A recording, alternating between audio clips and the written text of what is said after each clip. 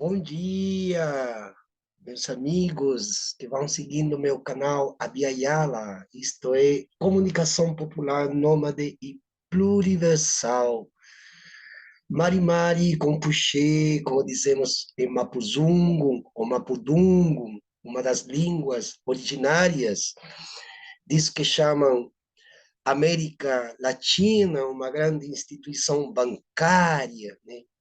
Mas que para nós, povos indígenas, é nosso maravilhoso território de Abya-Yala. Abya-Yala, terra fértil, sangue vital, seiva das árvores, das plantas, o elan vital de Bergson, filósofo francês, que poderia ser traduzido também para a seiva das árvores, para a aura das folhas das árvores, para a aura dos bichinhos, né? Aqui em casa eu tenho um jabuti, inclusive dois, aliás, são dois. Só que a fêmea sempre aparece mais, eu dou frutinhas, dou umas verdurinhas para ela, sempre vou descascando uma cenourinha, uma mão, vou dando.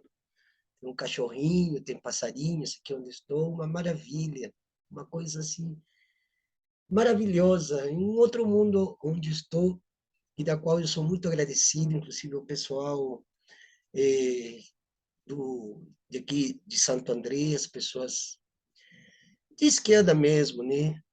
Não vou falar de que lugar político eles estão, mas eu agradeço a cada uma delas, parenta Silvia Muramami, caro amigo Sandro Nicodemo, pessoa maravilhosa, Raquel Sanelato, pessoa maravilhosa, professora Isabel, e professor Hugo, também uma pessoa muito à frente, né, com os pensamentos, né? Enfim, aqui estou nessa grande São Paulo, que é a nossa grande aldeia Piratininga, né? E justamente hoje eu quero continuar com um grande debate entre América,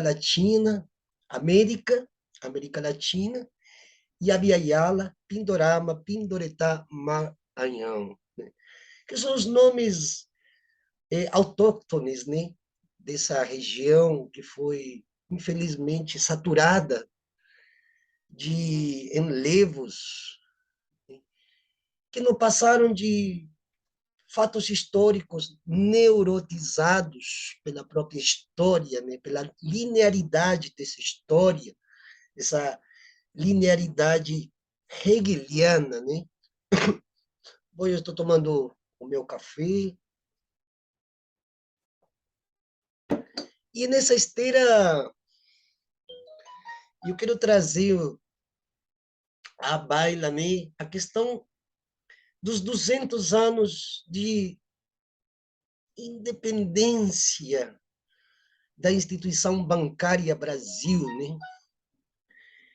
E resulta bastante incômodo, né, para muitos, quando a gente, principalmente nós, desde o nosso lugar do enunciado, esse locus enunciatione, como se diz em latim, né, esse lugar da fala, né, que tanto se replica por aí nas bocas, nas mentes das pessoas, mas que até certo ponto vai dando um espaço a outras vozes que não mais as vozes oficiais, né? Como, por exemplo, as vozes oficiais, aqui, ó, dessas histórias do Brasil, né? Olha os livros pesados, olha a consciência pesada para escrever um livro pesado, né? História do Brasil, né? Um livro que já começa, inclusive, falando sobre os homens brancos, né? Começa já nas primeiras páginas, né? Inclusive, esse aqui foi escrito por Hélio Viana, né? História do Brasil, volume 1, período colonial, né? data de 1965, edições Melhoramentos. E já aqui na introdução, já começa a falar do branco, né? Embora, né, já falando dos grandes professores de história, né, Capistrano de Abreu, professor, as reformas do ensino, e quando começa nas preliminares europeias, já começa falando sobre a monarquia portuguesa. Ó, não é só eu que estou dizendo. Eu vou mostrar para vocês aqui. Vamos ver se consigo ver. Por aí. Quer dizer, quando a gente começa a ler a história, pois é a história do Chile, pois é a história da Argentina, a história da Nicarágua, a história do México, até inclusive a história dos árabes, da Ásia, sempre começa com preliminares europeias, né? E aí eu quero fazer uma pergunta para vocês, vocês que vão ouvir, com certeza sempre tem pessoas me ouvindo, né? Porque eu sempre trago à baila autores, eu trago a guisa dos acontecimentos, pequenos eventos, né? Como é, contra essa questão dos acontecimentos, né? Que, como diz Jacques Derrida, acontecimento é aquilo que acontece e que repercute, tem uma ressonância na mente e nos corpos e até nas formas de fazer exégese ou interpretações históricas, né, sobre grandes acontecimentos. Mas os microeventos não são citados. Quando são citados de forma rasa, né, e até meio duvidosa, dúbia, né, meio como entrevados esses pequenos eventos que parece que um estava a favor, outro traiu, não sei o quê, pá, pum, né? Aquela coisa assim meia mal contada e de tão dúbia acaba criando entrelaçamento colonial, como diria, inclusive eu tenho até um autor que eu separei, que é isso que eu quero falar, né, sobre os entrelaçamentos coloniais, né? Inclusive eu tenho os textos aqui que eu fico estudando todo dia. Para quem pensa que a gente é vagabundo, que a gente acorda meio-dia, não, eu 4h30, 5 horas da manhã já estou acordado fazendo leituras, pessoal, leituras, livros, de tudo quanto é coisa, filme. Eu nem posso mostrar o acervo que eu tenho aqui embaixo, livros. Quer dizer, nada do que eu digo ou tenha dito antes é uma coisa que é da minha mente. São coisas que estão aí, que já foram arquitetadas, foram fabricadas, né? E nesses entrelaçamentos coloniais, né, esse nó cego, esse imbróglio, né, imbróglio colonial, né, surge a crítica aos livros de história e principalmente em função disso que se está falando agora dos 200 anos da independência do Brasil, bicentenário, que inclusive o Peru também está passando pelo mesmo processo de revisionismo histórico em função do bicentenário da independência desse país.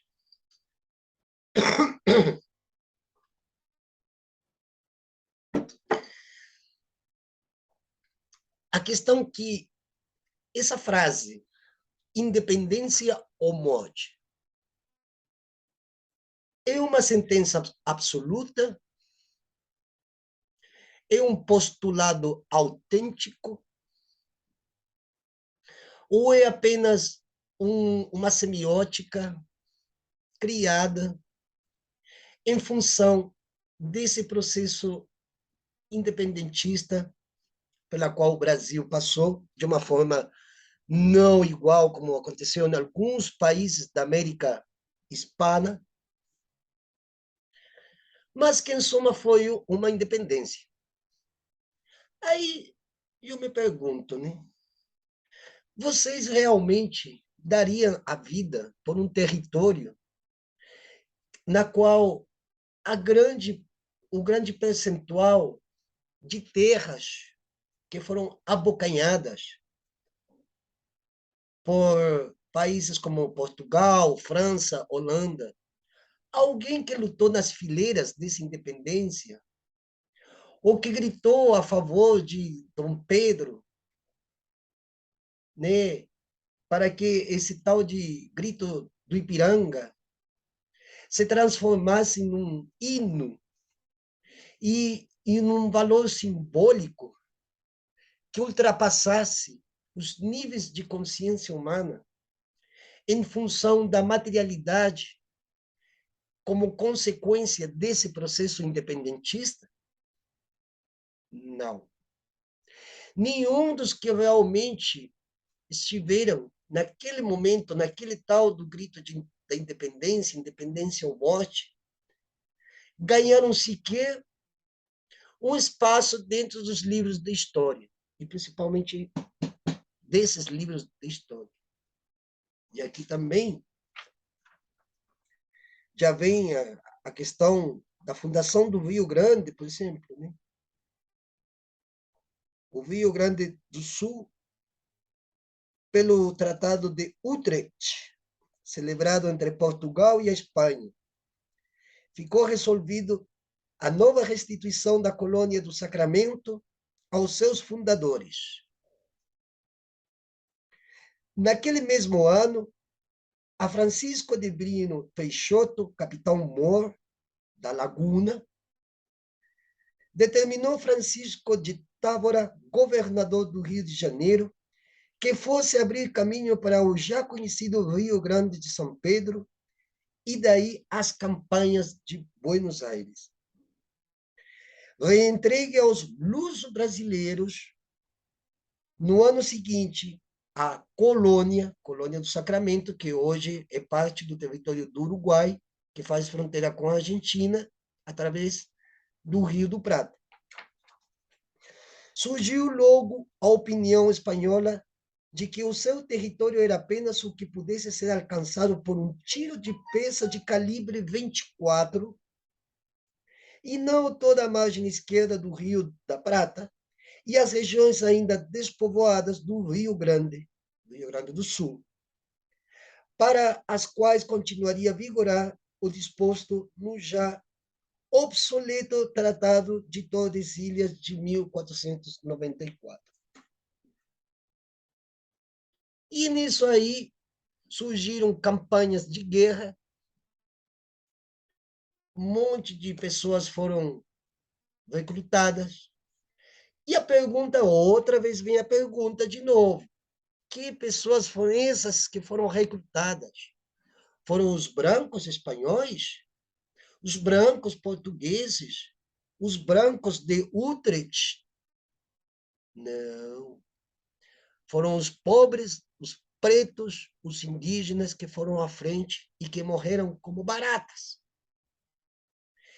Esse fato também aconteceu na Argentina, quando teve o grande abraço libertador entre São Martín e O'Higgins, decretado pela história oficial do Chile como o pai da pátria. Olha que redundância na frase, pai e pátria. Pátria já define macho, branco, europeu, heterossexual, machista, patriarcal, dois homens brancos que se abraçam em cavalos, cavalgando em cavalos brancos. Olha a semiótica, olha o simbolismo que carrega isso aí. E aqui mesmo que foi mediante uma caneta, né, que aqui o povo que é brasileiro, que estudou um pouco, disse, não, aqui foi na canetada, quer dizer, eu pego aqui, ó, a ver, onde que assinou a independência? Aqui mesmo, aqui, tá, tá bom. Falou, galera, vou tomar minha cervejinha agora, vou assistir o meu jogo de Corinthians. Falou aí para vocês, se virem. E esse seviraísmo que tem no Brasil, né?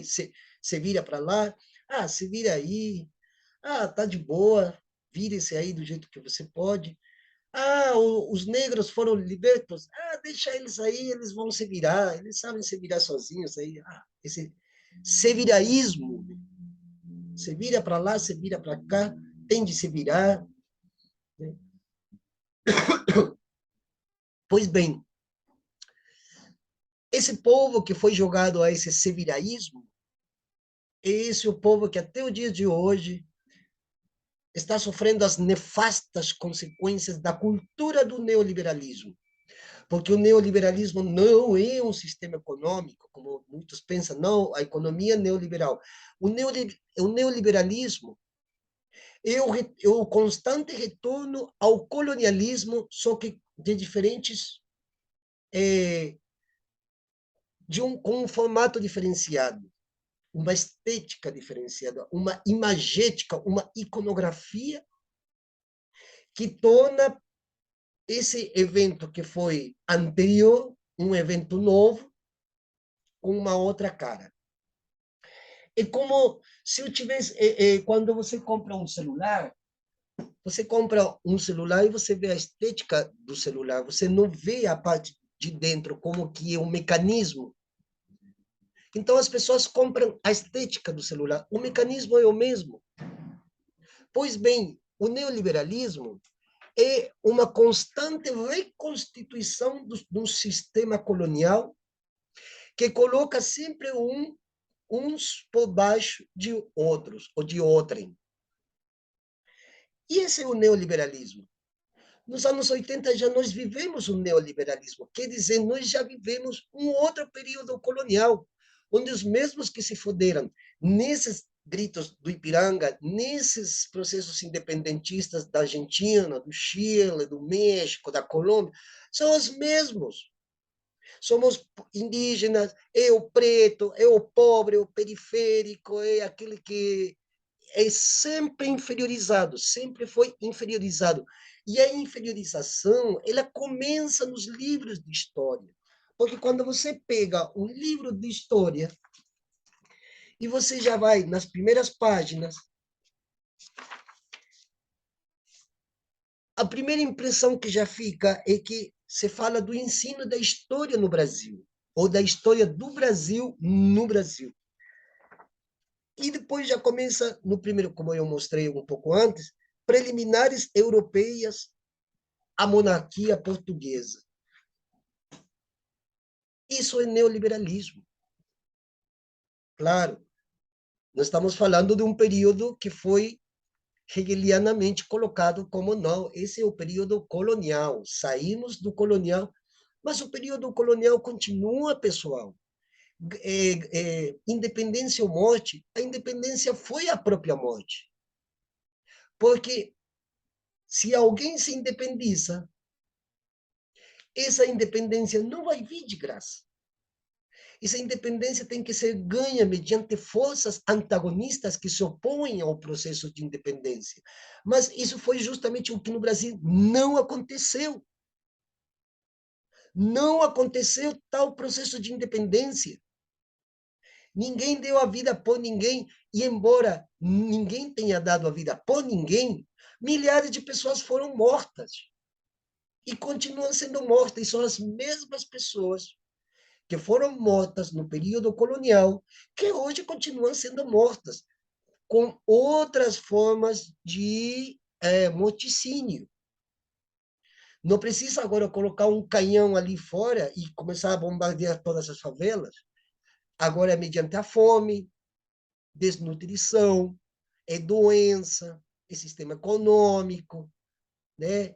É crise, é desemprego, é chute para lá, chuta para cá, né? Água envenenada que sai da torneira, comida envenenada que você compra no supermercado e sempre um preço mais barato, porque os produtos bons estão caros. Quer dizer, o sistema colonial continua regindo até hoje. Somente que toma uma nova cara, um novo matiz. E esse matiz sempre é denominado por alguns setores como neoliberalismo, como se como se nos anos 80, 90, nós não tivéssemos passado por um sistema neoliberal. Ora, o Chile foi o primeiro país que foi colocado como laboratório para esse neoliberalismo. E a partir do que aconteceu no Chile, se alastrou por todo o resto da América do Sul, principalmente. E essa entidade bancária começou a dar lucros em função dessa cultura do neoliberalismo, que é a continuidade de um sistema de monarquia, mas maquiado com um conceito chamado de república. República de lá, república de cá, república do outro lado, república não sei aonde. Tudo república, porque o conceito de república veio justamente para esconder, para ocultar os, a continuidade do período colonial, que começa nas Américas em 1492 e que no Brasil se situa, pelo menos pela história oficial, a partir de 1500. Apesar que eu já vi, inclusive, esses dias, eu encontrei uma revista aqui, uma tal de Mundo Estranho, que é uma revistinha de merda, mas enfim, dizendo que, ao contrário do que ainda dizem os livros, já é quase consenso entre os historiadores que o Brasil foi descoberto pelo português Duarte Pacheco em 1498. E o Tratado de Tordesilhas foi quando?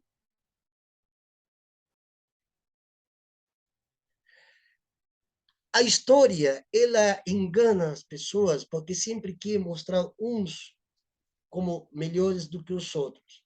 E atenção, que essa competência histórica se dá entre os brancos, entre os próprios brancos. Um branco fode com a vida do outro para ficar no pódio, né?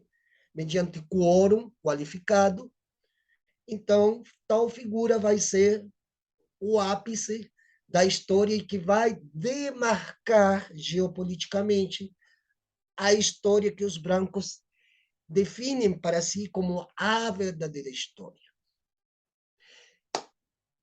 Os processos de independência do século XIX, todos foram uma farsa, todos. Se instalou na subjetividade dos povos que as elites que se formaram no século XIX começaram a imbuir na cabeça do povo, analfabeto ou ignorante à época, porque não tinha acesso aos livros, às informações, de que uns eram brasileiros, que os outros eram argentinos, que os outros são peruanos, e que cada um tinha ou tem de defender essas jurisdições demarcadas por eles para levantar uma bandeira e dizer que a pátria é a que eles estão defendendo. Que pátria é essa? A minha pergunta, que pátria são essas pátrias que fundaram? Que pátrias são essas? O rico não tem pátria. O rico não tem. Se quer uma certidão de nascimento que diga ele nasceu em tal lugar, o trilhardário de hoje, ele não tem pátria, mas imbui na cabeça dos outros que vocês têm que defender a pátria. E são esses pobres miserabilizados, empobrecidos, que ainda acham que isso aqui é a pátria. Mas as riquezas dessa pátria, ou desse solo pátrio, já estão nas mãos de um monte de canalhas. E as pessoas ainda ficam, não, porque o Brasil é a nossa pátria, porque eu sou brasileiro, orgulho de ser brasileiro. Gente, nunca se viu tamanha a palavra orgulho. Só o fato de você dizer orgulho já acaba com qualquer tipo de humanidade. Tem uma música do Chico Science que ele canta o orgulho, a arrogância, a glória são demônios que destroem a humanidade. Desumaniza. A palavra orgulho desumaniza. Desumaniza. Pessoa que diz que tem orgulho disso, orgulho do meu filho, orgulho do meu carro, orgulho da minha posição, já ela é anti-humana. Então, ter orgulho de um lugar que nunca deu sequer um prato de comida é um orgulho vão, porque os processos independentistas em toda essa entidade bancária de América, o que decidiram denominar de América, tirando, como eu falei antes, os conflitos entre os brancos, seria Cristóvão Colombo ou seria Américo Vespucci? Não, Américo Colombo era judeu, coloca ele fora. Américo Vespucci, Américo Vespucci vai. Esse Colombo, esse é um judeu. E nós dissemos hoje, que temos que defender a pátria. Que pátria, gente? Não existe pátria. Aqui existe um continente transhemisférico, pluriétnico, pluricontinental. O conceito de pátria é farsa. Sempre foi, desde o início. Aliás, a etimologia do termo pátria já começa definindo que é somente para um ou dois. Pátria vem de patriarcado, patrimônio. É sempre o macho alfa, branco, heterossexual, que, inclusive, é medianamente concebido por uma estética da própria colonialidade do ser e do poder. Por que eu vou fazer essa pergunta para vocês agora? Por que o Evo Morales foi tão espichado? Porque esteticamente não configura a, a, a, a, digamos assim, a cenografia de um representante de uma nação. Um índio, como que um índio vai levar a presidência de um país? Não, tem que ser um branco, macho, alfa, bonito, porque a estética do dominador também se rege por certas configurações, definições, ou são constitutivos àquela estética que se define como estética. E a pátria entra dentro dessa esteira do esteticismo, do que é imagético, do que é iconográfico, e que tem que ser para todo mundo perceber que são esses aos que nós devemos reverências. Isso também faz parte da cultura do neoliberalismo, que, como eu disse antes, o neoliberalismo não é um sistema econômico, é uma cultura, é a compra da subjetividade humana em troca de espelhos. É que nem aquele que diz que vai para o museu. Vou para o museu. Eu não quero museu, eu quero gente viva, eu quero pessoas vivas. Museu é coisa de morto, é coisa inerte. O que nós temos que pensar é como que nós vamos sair desse encalço que nos colocaram desde o século XIX em adiante. Nós temos que pensar que pátria é o lugar onde nós temos a terra como provedora principal para a reprodução de nossa própria vida, da nossa própria existência. E se nós partimos desde essa definição de pátria, a Terra é o mundo inteiro. Quer dizer, o planeta inteiro é a nossa pátria. E não que a jurisdição argentina, que a jurisdição brasileira, que a jurisdição venezuelana. Isso aí é balela. Tem que começar a refletir sobre essas coisas, que são as coisas mínimas para começar, se é que realmente nós queremos nos libertar das garras dos dominadores, que vão bem até hoje.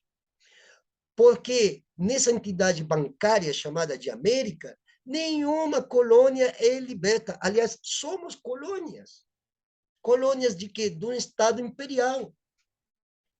E se amanhã os Estados Unidos deixa de ter esse pódio de Estado imperial, nós também não queremos estar sob a bota da China, nem sob a bota da Federação Russa. Nós não precisamos de, de nenhuma tutela. Tutela, essa palavra aqui é chave, o conceito chave, tutela. Porque se nós somos tutelados, nós somos subgrupos vulneráveis, frágeis, coitados, que não conseguimos, e que nós precisamos de alguém que nos tutele. Tutelar significa que há um minoritário que precisa de ser protegido, amparado, cuidado, como uma criança ou como um idoso. Mas nós não somos nem crianças, nem idosos. Então, o primeiro passo é a emancipação para nos libertar dessa tutela. E o segundo é o processo de libertação, que é a autodeterminação dos povos, como medida exemplar. Autodeterminação. E a partir dessa autodeterminação, que já está em quase todas as constituições disso que chamamos repúblicas, é a partir daí que nós temos que criar um enlace que nos leve a um processo de libertação e daí a um processo de transcendência, de, vamos lá, transmodernidade. Se nós quisermos dar um conceito, eu vou seguir as palavras do professor Henrique Dussel, transmodernidade. Quer dizer, transcender a modernidade, porque enquanto nós estejamos na caixinha da modernidade, nós vamos seguir sendo colônias e não um continente transhemisférico, pluriversal e pluriétnico. Isso que nós temos de fazer. Nesses supostos 200 anos de independência,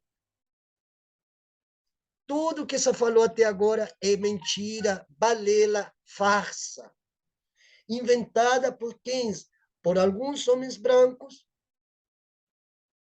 que tinham enormes interesses em tomar os territórios, abocanhar, como eu gosto de dizer sempre, abocanhar, porque é como uma baleia, como um tubarão gigante que só abocanha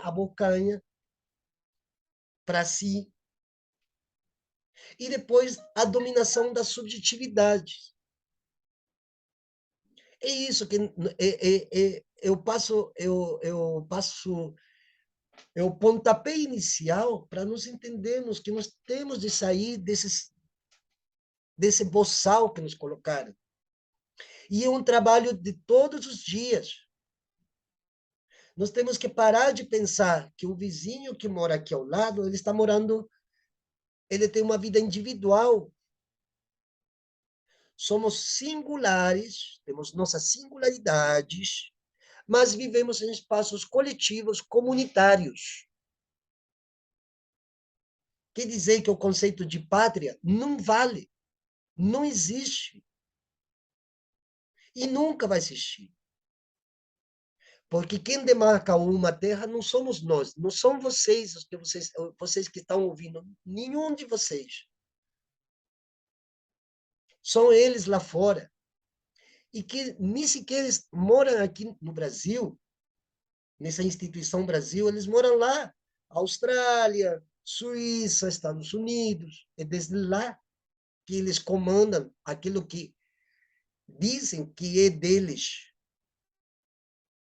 Portanto, e para terminar aqui, todos os processos independentistas, todos, historicamente, todos, são uma farsa. E se vocês querem ir mais longe ainda, o verdadeiro processo de independência, se é que houve alguma vez, já foi feito pelos Tupac Amarus, já no século XVIII. E antes disso, aqui no Brasil, a Confederação dos Tamoios. E antes disso, a grande revolta dos Nahuatl, em 1594, no que hoje é a Guatemala, que não existia Guatemala, né? Todas aquelas regiões são dos povos maias, Quichês, Itzen, Chilacar. E antes disso já houveram um monte de revoltas. E antes disso, na própria Europa já houve revoltas dos indo-europeus, camponeses, indígenas de lá, os íberos, os celtíberos, junto com os luganos, porque a Itália, a Espanha, Portugal, França, também são invenções europeias, tudo falso. Não existe a França aqui, a Espanha cá, como todo mundo. Eram todos pequenos reinos de diferentes povos. A Península Itálica eram todos pequenos reinos, cada um com seus povos, cada um com suas culturas. Até que veio um, não vamos unificar. Unificar. Para que se viu essa unificação, se não para colocar os que já vinham sendo poderosos, mais poderosos ainda, e os coitados, mais coitados ainda, mais humilhados, mais ofendidos, exterminados, dizimados, esmagados, dilacerados na sua subjetividade, como aconteceu, por exemplo, com os povos occitanos, que são os povos originários da França. Daí vem, inclusive, o termo Ocidente, Oxi. Essas coisas nós temos que pensar, nós temos que indagar. Essas são as coisas que nós já deveríamos ter sabido há muito tempo. Essas são as coisas que nós temos de saber, pessoal. Porque todos os processos de independência, seja aqui ou na Somália, é tudo uma farsa, uma mentira. E isso aí, inclusive, a nova geração, jovens com as quais eu converso, crianças, diga, vamos lá, infantos juvenis, 11 anos, 12, 13, 14, 15, já sabem que a história é uma farsa. Agora, nós temos que utilizar disso para transformar essa realidade que nós estamos vivendo. Porque os brancos continuam na dianteira. Os brancos coloniais, filhos de imigrantes que chegaram aqui, continuam dominando os setores que deveriam estar nas mãos dos setores de outros setores da vida social, principalmente dos povos indígenas camponeses. Porque o que o ser humano precisa, e só para terminar aqui, é de beber e comer. E quem é que nos dá essa energia vital, essa seiva vital, essa abiayala vital, se não é a Pachamama, se não é a terra, a Madre Tierra, Gaia, chamem-lhe como vocês quiserem.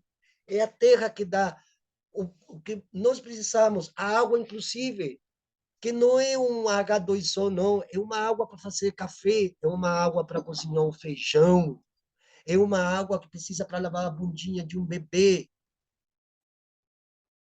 Nós temos que partir desse conceito para poder transformar essa realidade, que obviamente já não está dando para mais, mas nós temos que fazer em conjunto essa reflexão para ver de que forma entre nós, povos da terra, fazer a transformação e não deixar nas mãos desses brancos. Chega, chega, já deu. E não estou falando de branco cor de pele, estou falando de brancos conceituais, de brancos que são bisnetos, trisnetos dessas histórias aqui, e que até o dia de hoje ainda estão no poder. Caso emblemático é só refletir um pouco no que está acontecendo no Brasil de hoje, onde brancos, héteros, cabeças brancas, barrigudos, estão ainda na dianteira e nós, povo mesmo, sejamos educadores, tenhamos diploma ou não, é a que ainda se continua fodendo em nome de uma independência ou morte. Eu digo, libertação é vida. Muito obrigado, bom dia para todos vocês.